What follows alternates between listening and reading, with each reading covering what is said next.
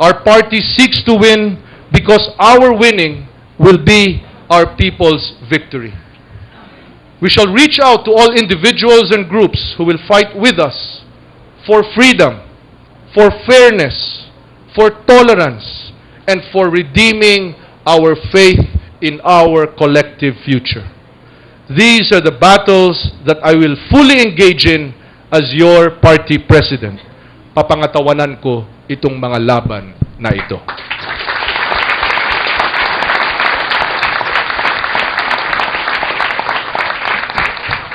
We will be attuned to the modes and methods of the modern times without losing sight of our core values. The world has changed. The challenges have multiplied. And even though the symptoms of poverty and hunger have stayed the same, their causes have evolved and mutated into much higher virulence. Thus, repeating the old cures will no longer obliterate the diseases. To be relevant and responsive, we must seek out and embrace new ideas, increase our professionalism, formulate policies that offer transformational change. Oras na, because business as usual is simply not acceptable.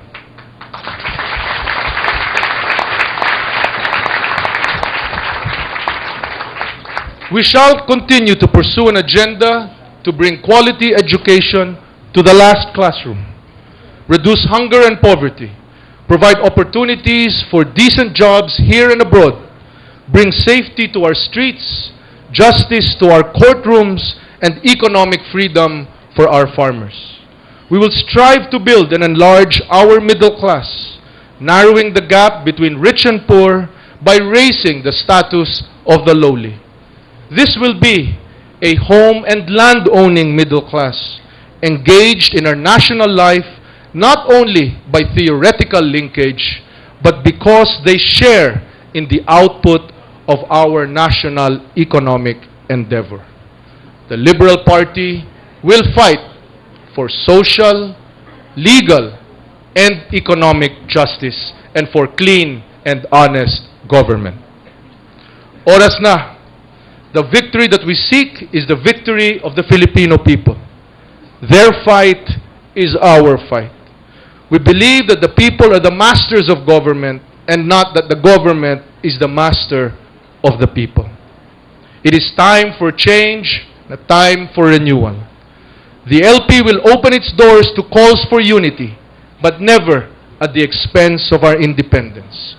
Every member shall be given every opportunity to shine through their advocacy of ideas and integrity of character. We shall build a strong, united, and modern LP and lead it to victory in 2010.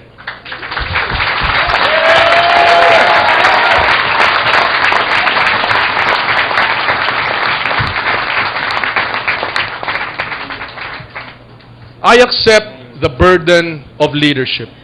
I accept the solemn duty of securing the best future for our country through the leadership of our party.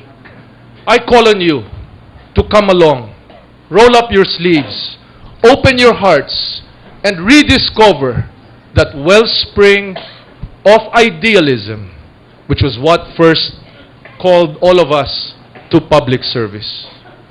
With moral courage and conviction, and with a strong commitment to the tenets of liberal democracy, equal opportunity, freedom, and justice for all, we, you and I, shall make a difference. In this hall, 21 years ago, our people reclaimed their democratic birthright when President Cory Aquino took her oath as president. Since then, a whole generation has struggled to transform our democratic society into a truly just and prosperous one. Today, another generation stands ready to take its turn, ready to assault the high walls of the status quo inspired by the unblemished righteousness of our cause. That generation is us, and many others throughout the country who believe that the promise of freedom for all has yet to be redeemed by the fulfillment of justice and prosperity for everyone. Sapagkat ngayon ay oras na. Sa kahabaan ng gabi, ang mga liberal ang nagbigay ng liwanag sa karimlan. Ngayon ay oras na para tayo naman ang humarap sa hamon ng kasaysayan.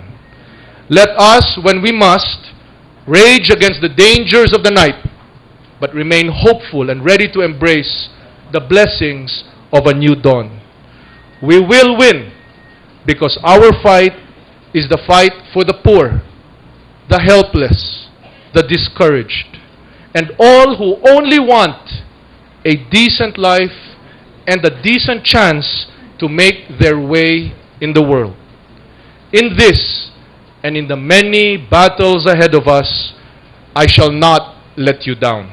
Mabuhay ang Liberal Party!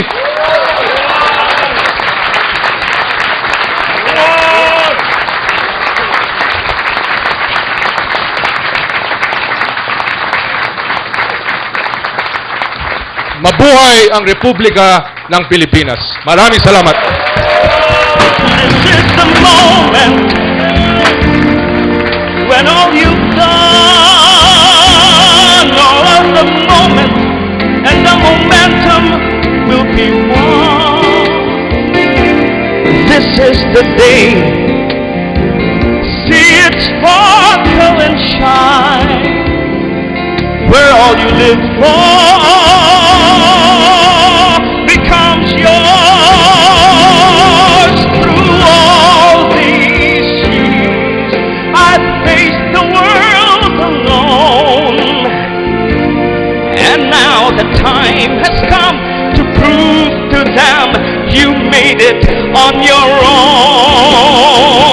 This is the moment, your final test. Destiny beckons, we never reckon second best. When we look down, we must not fall. This is the moment, the sweetest moment.